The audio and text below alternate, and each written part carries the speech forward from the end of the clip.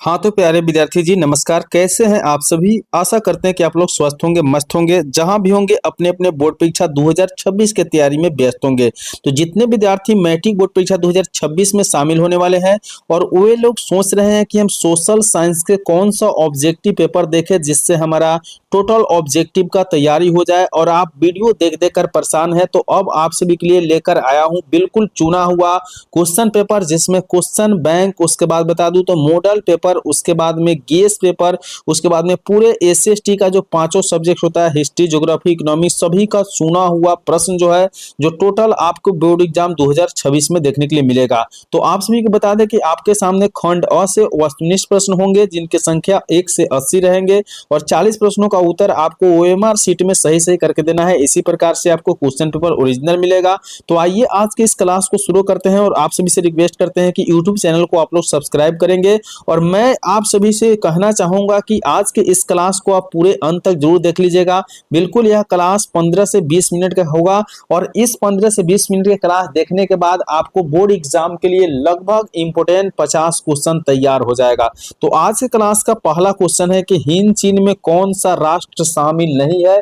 तो हिंद चीन में याद रखिएगा कि चीन जो है ना शामिल नहीं है। ऑप्शन सी बिल्कुल इसका राइट उत्तर हो जाएगा। आइए बढ़ते हैं अगला क्वेश्चन की ओर। अगला प्रश्न क्या कह रहा है 2 नंबर कि वियना कांग्रेस कब हुआ था, बताइए। वियना कांग्रेस टोटल एमवीबीआई क्वेश्चन है आप सभी का बोर्ड एग्जाम 2026 के लिए। तो मेरे प्यारे विद्यार्थियों इस वीडियो को आप लोग स्किप करके या छोड़कर नहीं जाइएगा। तो वियना कांग्रेस 1815 ईस्वी में हुआ था। ऑप्शन ए बिल्कुल इसका राइट उत्तर हो जाएगा।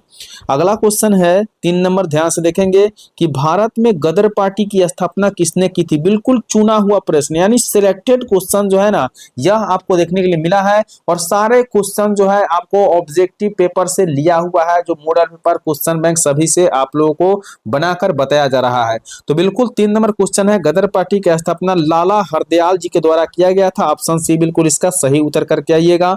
अगला क्वेश्चन है 4 नंबर क्वेश्चन कि द्वितीय महायुद्ध के बाद यूरोप में किस संस्था का उदय आर्थिक दुष्प्रभावों को समाप्त करने के लिए किया गया था। तो जब द्वितीय युद्ध समाप्त हुआ था ना तो यह सार्क की कमेटी जो है ना किया गया था, जिससे आर्थिक दुष्प्रभाव जो भी वहां क्षति हुआ था वो युद्ध में उसके कमी को दूर करने के लिए किया गया था। ऑप्शन ए बिल्कुल इसका राइट उत्तर हो जाएगा। अगला क्वेश्चन है 5 नंबर, नरोत्तम सिंहाणु किस देश का शासक था। याद रखेंगे नरोत्तम सिंहाणु जो था ना वह कंबोडिया का शासक था। ऑप्शन डी बिल्कुल इसका सही उत्तर हो जाएगा। तो जितने मेरे प्यारे विद्यार्थियों क्लास कर रहे हैं ना, आप सभी को देखकर क्लास ही अंदाजा हो रहा होगा कि कितने इंपोर्टेंट क्वेश्चन आज के क्लास में कराया जा रहा है। तो सभी विद्यार्थी आज की इस क्लास को लाइक करिए, मेरे मेहनत को लाइक कीजिए बाबू। और मैं आप सभी के लिए इसी तरह से क्लास लेकर सुबह 6 बजे और शाम के 6 बजे आते रहूंगा। तो निश्चित रूप से आप हमारे इस YouTube चैनल को सब्सक्राइब करके अपना प्यार और सपोर्ट जरूर दीजिएगा। चलिए बढ़ते हैं अगले क्वेश्चन की ओर। क्वेश्चन नंबर 6 कह रहा है कि वाष्प चलित इंजन का आविष्कार किसने किया था। तो वाष्प से जो चलने वाला इंजन था इसका आविष्कार जेम्स वाट जी के द्वारा किया गया था। ऑप्शन बी बिल्कुल इसका राइट उत्तर हो जाएगा। अगला क्वेश्चन है 7 नंबर कि Tata iron and steel company की स्थापना कब हुआ था। तो 1907 ईस्वी में टाटा एंड आयरन जो है ना स्टील कंपनी की स्थापना किया गया था। ऑप्शन बी बिल्कुल इसका सही उत्तर है, जो जमशेद जी टाटा के द्वारा किया गया था। याद रखना है बिल्कुल वायरल ऑब्जेक्टिव क्वेश्चन, चुना हुआ क्वेश्चन है। कमजोर से भी कमजोर विद्यार्थी इस क्लास को कंप्लीट कर लेगा और अपने बोर्ड एग्जाम में निश्चित रूप से पास कर जाएंगे सोशल साइंस में बाबू। याद रखेंगे। तो गोल घर कहाँ स्थित है बताइए। गोल घर आपका पटना में स्थित है। तो बिल्कुल आप मत समझिएगा कि बहुत आसान क्वेश्चन है बाबू। इसी प्रकार के क्वेश्चन आपके बोर्ड एग्जाम में पूछा जाता है। आप लोग क्वेश्चन बैंक को जरूर देख लीजिएगा जिन लोगों को विश्वास नहीं होगा तो। और सारा सब्जेक्ट का तैयारी आपको इस यूट्यूब चैनल के द्वारा कराया जाता है। तो आपको बस सब्सक्राइब करना है और इस क्लास को लाइक करना है। अगला क्वेश्चन है 9 नंबर, किस अमेरिकी राष्ट्रपति ने न्यू डील के यानी न्यूज जो डील था इसे लागू किया था। तो किस जो है राष्ट्रपति का पूछा जा रहा है। तो याद रखेंगे कि एफडी रूजवेल्ट के द्वारा न्यूज डील लागू किया गया था। ऑप्शन इसका बिल्कुल बी करेक्ट उत्तर यानी सही उत्तर हो जाएगा। अगला क्वेश्चन 10 नंबर है कि नेपोलियन संहिता किस वर्ष लागू की गई? बताइए, नेपोलियन संहिता किस वर्ष लागू हुआ था? तो याद रखेंगे कि नेपोलियन संहिता जो था ना 1804 ईस्वी में लागू किया गया था। ऑप्शन डी बिल्कुल इसका राइट उत्तर हो जाएगा। अगला क्वेश्चन देखेंगे 11 नंबर कह रहा है कि फ्रैंकफर्ट की संधि कब हुई थी? बताइए, फ्रैंकफर्ट की संधि कब हुई थी? तो फ्रैंकफर्ट की संधि 1871 ईस्वी में हुआ था। ऑप्शन डी बिल्कुल इसका 100% सही उत्तर हो जाएगा। तो प्यारे विद्यार्थियों, आप सभी अगर चाहते हैं कि अच्छे मार्क्स लाए तो इस क्लास को अंत तक जरूर कर लीजिएगा। बिल्कुल इंपॉर्टेंट क्लास होने वाला है आप सभी के लिए। अगला क्वेश्चन 12 नंबर है, कार्ल मार्क्स का जन्म कहाँ हुआ था?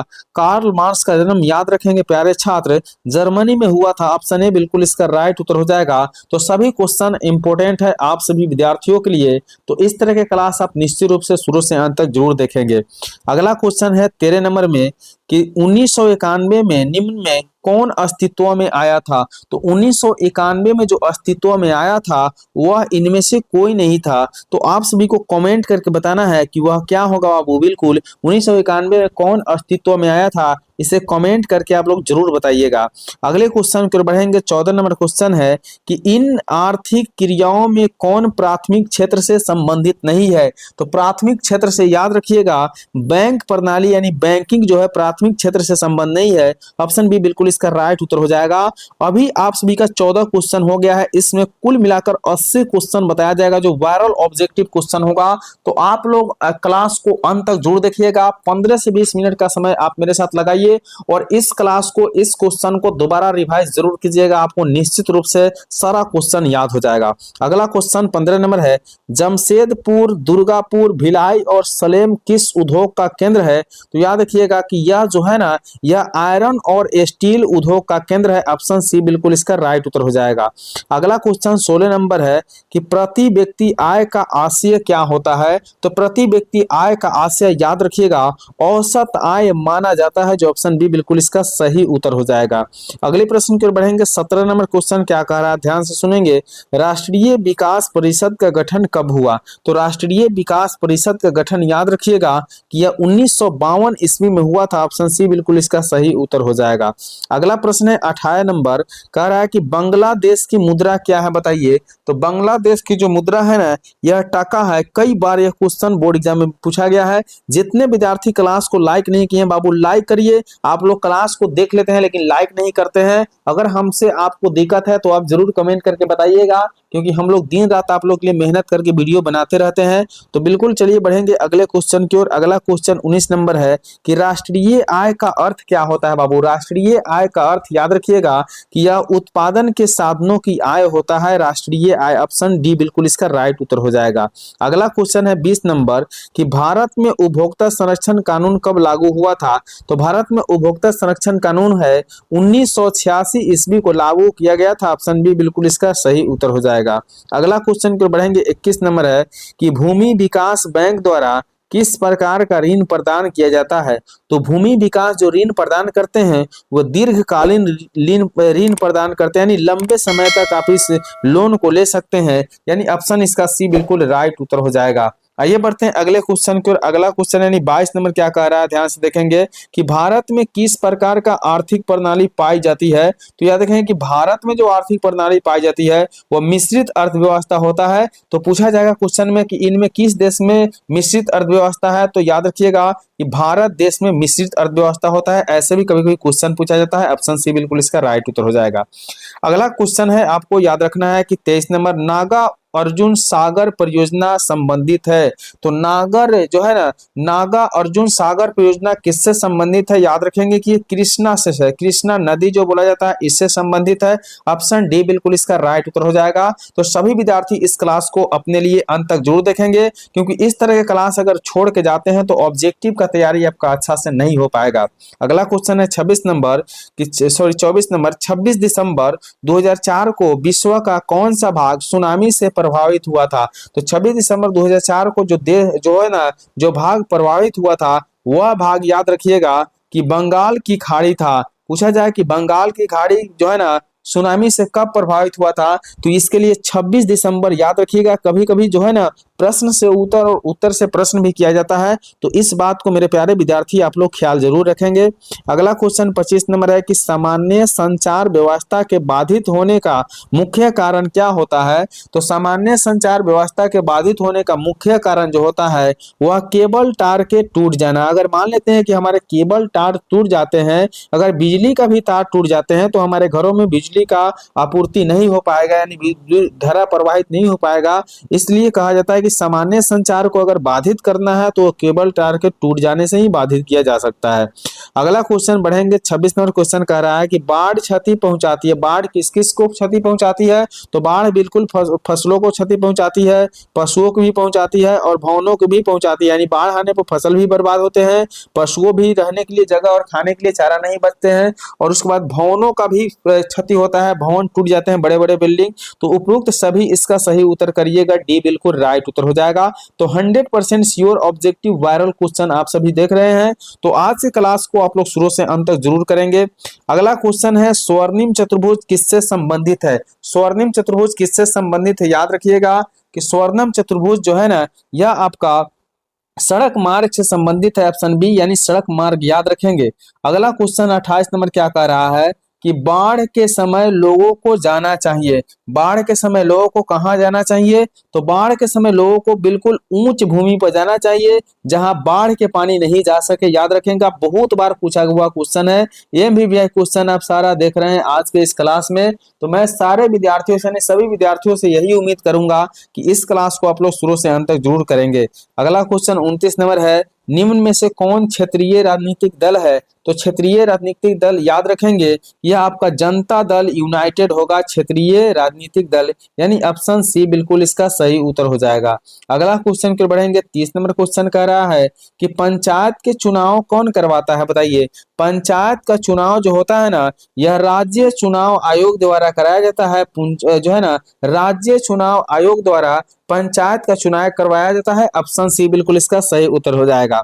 अगला क्वेश्चन देखेंगे, 31 नंबर क्वेश्चन क्या कह रहा है कि भारत के किस राज्य में पंचायती राज की शुरुआत हुई है। तो भारत के कौन से राज्य में पंचायती राज की शुरुआत हुआ है। तो राजस्थान याद रखेंगे, राजस्थान में पंचायती राज का शुरुआत हुआ था, ऑप्शन डी बिल्कुल सही उत्तर हो जाएगा। तो सभी विद्यार्थी इस क्लास के, आज के इस क्लास को अंत तक जरूर करेंगे। अगला क्वेश्चन 32 नंबर, 1975 भारतीय राजनीति में किस लिए जाना जाता है। तो 1975 भारतीय राजनीति में इसलिए जाना जाता है कि देश के भीतर जो है ना आपातकालीन लागू किया गया था, ऑप्शन सी बिल्कुल इसका राइट उत्तर हो जाएगा।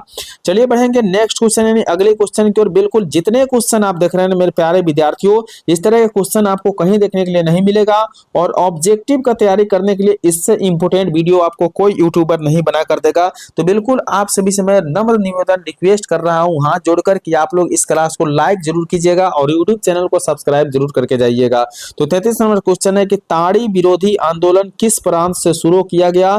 तो ताड़ी विरोधी आंदोलन याद रखेंगे कि यह आंध्र प्रदेश से शुरू किया गया था, ऑप्शन सी बिल्कुल इसका सही उत्तर हो जाएगा। अगला क्वेश्चन देखिए 34 नंबर कह रहा है कि धर्म को समुदाय का मुख्य आधार कौन मानता है। तो धर्म को समुदाय का मुख्य आधार कौन मानता है। तो याद रखिएगा कि यह सांप्रदायिक मानते हैं। कौन मानते हैं, सांप्रदायिक, ऑप्शन ए बिल्कुल इसका राइट उत्तर हो जाएगा। अगले क्वेश्चन को बढ़ेंगे, 35 नंबर प्रश्न कह रहा है कि साता में साझेदारी का सही है, यानी साता में साझेदारी सही है क्योंकि इसमें क्या होता है। तो इसमें विभिन्न समुदायों के बीच टकराव को कम करती है, यानी साता में साझेदारी क्या करवाता है। तो विभिन्न समुदाय के बीच टकराव को कम करवाता है, ऑप्शन डी बिल्कुल इसका सही उत्तर हो जाएगा। अगला क्वेश्चन 36 नंबर देखेंगे खूब ध्यान से, नेपाल में सप्तदलीय गठबंधन का मुख्य उद्देश्य क्या है। तो नेपाल में जो सप्तदलीय गठबंधन है उसका मुख्य उद्देश्य क्या है। तो याद रखिएगा कि इसका मुख्य उद्देश्य भारत नेपाल के बीच संबंधों को बेहतर बनाना है। क्या है, भारत नेपाल के बीच संबंध को बेहतर बनाने के लिए सप्तदलीय गठबंधन का उद्देश्य रखा गया था, ऑप्शन सी बिल्कुल सही उत्तर हो जाएगा।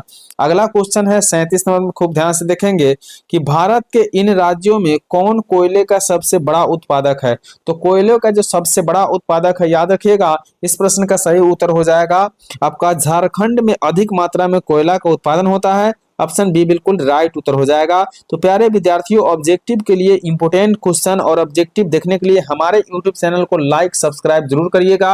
अगले क्वेश्चन की ओर बढ़ेंगे कि सौर ऊर्जा के उत्पादन के लिए सर्वाधिक यानी उपयुक्त राज्य कौन सा है। तो सौर ऊर्जा के लिए उपयुक्त जो है ना सर्वाधिक राज्य हमारा राजस्थान है। राजस्थान में अधिक मात्रा में जो होते हैं ना भूमि खाली होते हैं, ये हमारे लिए बिल्कुल इंपॉर्टेंट जगह होते हैं सौर ऊर्जा के उत्पादन के लिए। तो 38 नंबर प्रश्न का सी बिल्कुल याद रखिएगा। अगला क्वेश्चन को बढ़ेंगे, 39 नंबर प्रश्न है कि बिहार को पहली नदी घाटी परियोजना कौन है। सॉरी, बिहार का पहली नदी घाटी परियोजना होना चाहिए था। तो बिहार का पहली नदी घाटी परियोजना जो है ना, याद रखेंगे, यह आपका कोसी नदी घाटी परियोजना है। और इस क्वेश्चन को भी याद रखेंगे कि बिहार का शोक किसे कहा जाता है। तो बिहार का शोक बिल्कुल कोसी नदी को कहा जाता है, याद रखेंगे।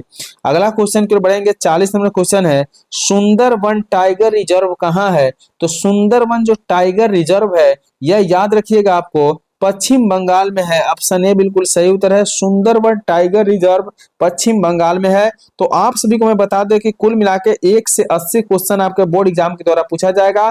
तो अभी तक मैं आप सभी को 40 क्वेश्चन करवा दिया हूं, यहाँ से 40 क्वेश्चन और जो बचा है उसे भी करवा दूंगा। चलिए आगे बढ़ते हैं अगले क्वेश्चन की ओर। 41 नंबर क्वेश्चन क्या कह रहा है कि भारत में सबसे लंबा बांध कौन सा है। तो भारत का सबसे लंबा बांध हीराकुंड बांध है। ऑप्शन सी बिल्कुल सही उत्तर हो जाएगा। अगला क्वेश्चन 42 नंबर है, कौन प्राथमिक ऊर्जा का उदाहरण नहीं है। तो प्राथमिक ऊर्जा का उदाहरण याद रखिएगा विद्युत नहीं होता है, विद्युत प्राथमिक ऊर्जा का उदाहरण नहीं है। बाकी आपका सभी सही है, तो ऑप्शन बी बिल्कुल इसका राइट उत्तर हो जाएगा। अगला क्वेश्चन 43 नंबर है कि पूर्व मध्य रेलवे का मुख्यालय कहाँ है। तो पूर्व मध्य रेलवे का मुख्यालय हाजीपुर में था। ऑप्शन डी बिल्कुल इसका जो है ना सही उत्तर हो जाएगा। अगला क्वेश्चन 44 नंबर क्वेश्चन बहुत इंपोर्टेंट क्वेश्चन है कि चावल कौन सा फसल है बताइए। तो चावल याद रखिएगा कि ये खरीफ फसल में आते हैं। ऑप्शन ए बिल्कुल इसका सही उत्तर हो जाएगा। तो जितने इंपोर्टेंट क्वेश्चन है ना आज के क्लास में आप सभी कोई देख रहे हैं, तो क्लास को मिस ना करिएगा, शुरू से अंत तक जरूर देखिएगा। अगले क्वेश्चन की ओर बढ़ेंगे, 45 नंबर प्रश्न है, निम्न में से कौन निजी क्षेत्र की कंपनी नहीं है।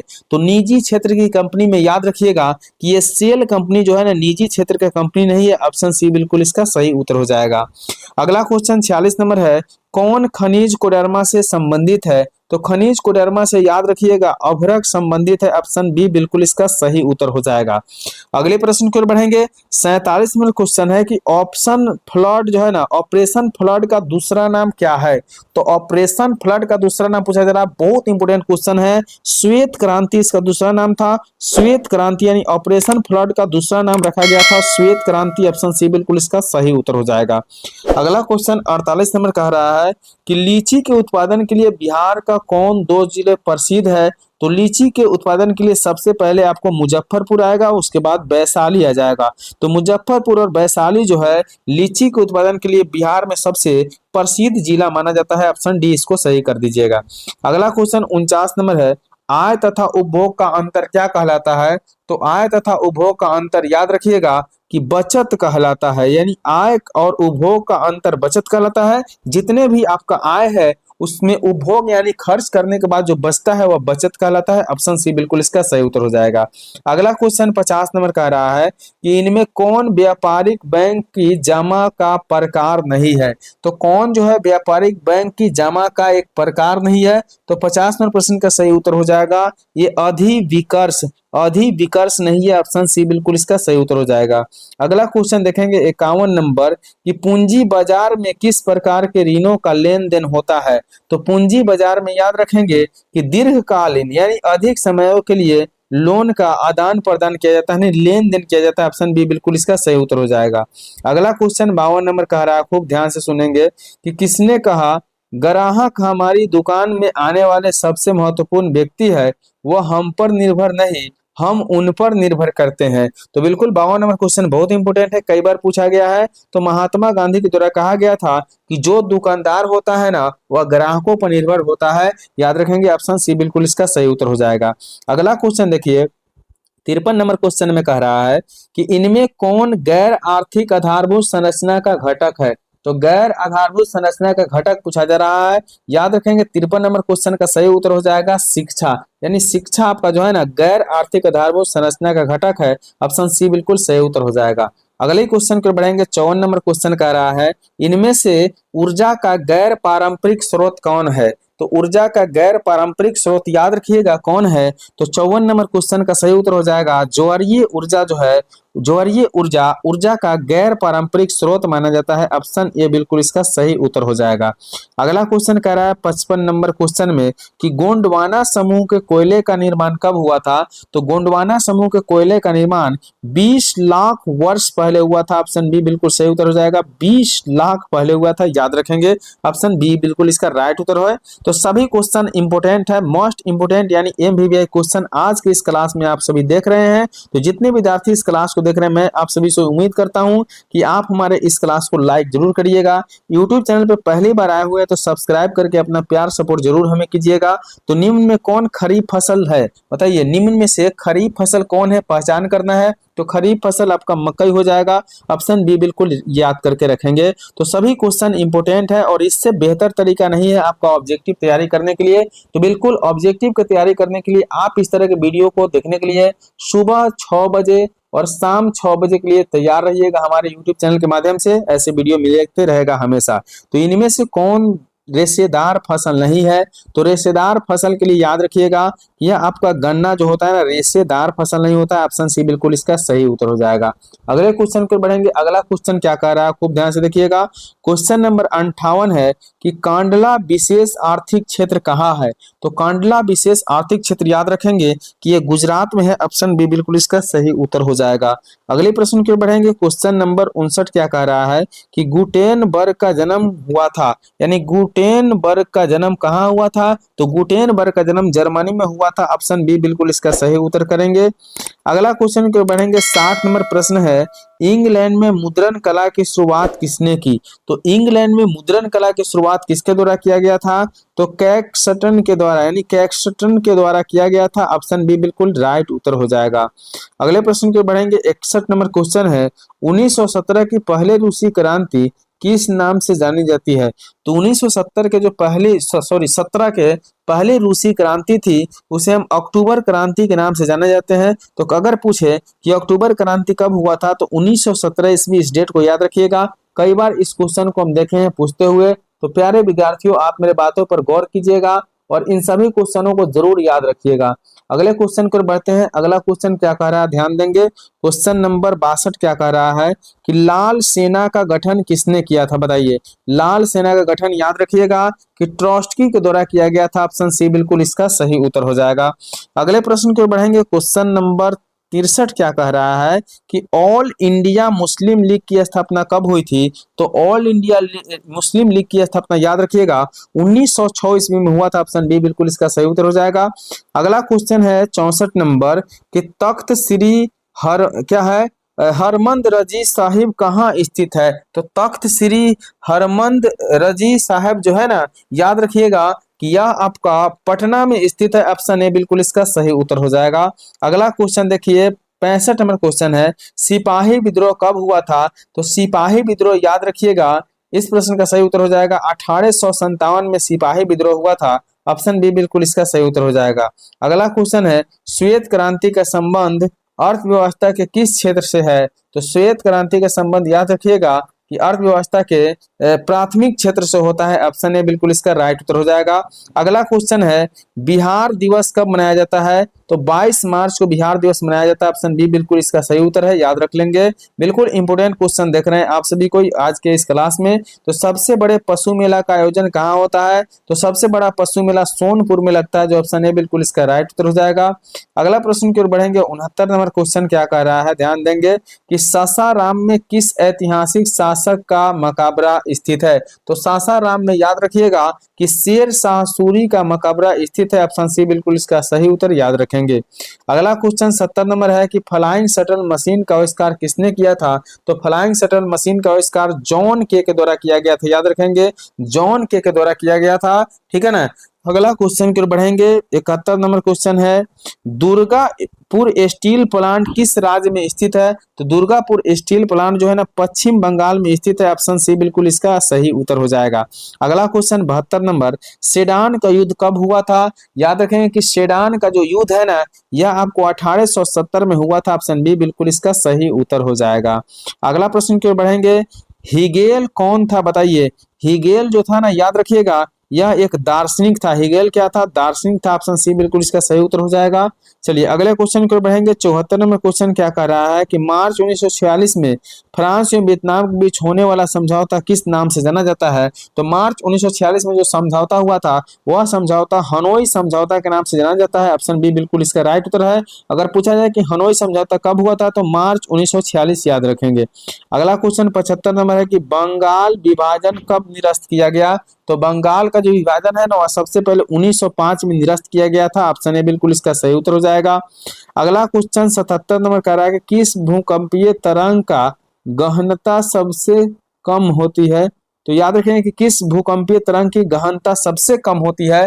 तो यह जो हो जाएगा एस तरंग की। एस तरंग की जो है ना एस तरंग की गहनता सबसे कम होती है। ऑप्शन बी बिल्कुल इसका राइट उत्तर हो जाएगा। अगला प्रश्न की ओर बढ़ेंगे। अगला क्वेश्चन यानी 77 नंबर क्वेश्चन कह रहा है कि कुल जल का कितना प्रतिशत भाग महासागर में है? तो कुल जल का याद रखिएगा कि 97% जो है ना महासागर में है। ऑप्शन डी बिल्कुल इसका राइट उत्तर हो जाएगा। अगला क्वेश्चन कह रहा है 78 में कि बिहार की किस नदी पर नदी घाटी परियोजना नहीं है? तो बिहार की कौन से वो नदी है जिसमें नदी घाटी परियोजना नहीं है? तो वह नदी पुनपुन नदी है। ऑप्शन डी बिल्कुल इसका सही उत्तर हो जाएगा। अगला क्वेश्चन देखेंगे 79 नंबर, गेहूं एक फसल होता है? तो गेहूं एक प्रकार के रबी फसल है। जितने भी ठंडियों के समय में होता है वो रबी फसल आता है। ऑप्शन बी सही उत्तर हो जाएगा। अगला क्वेश्चन देखिए कि बलवंत राय मेहता समिति का संबंध इनमें से किससे है? तो बलवंत राय मेहता का संबंध जो है याद रखिएगा वो आपका पंचायती राज व्यवस्था से। ऑप्शन बी बिल्कुल इसका सही उत्तर हो जाएगा। तो जितने विद्यार्थी मेरे प्यारे विद्यार्थियों इस क्लास को अंत तक देखा उन सभी को मैं दिल से धन्यवाद कहना चाहता हूं। और इस क्लास को देखने के बाद आप सभी को एक और काम करना है बाबू, लाइक करना है और यूट्यूब चैनल को जाते जाते सब्सक्राइब करके अपना प्यार सपोर्ट जरूर देखना है। और वीडियो कैसा लग रहा है एक प्यारा सा कमेंट करके जरूर बताइएगा। तो मिलेंगे एक और नए वीडियो में, तब तक के लिए बाय।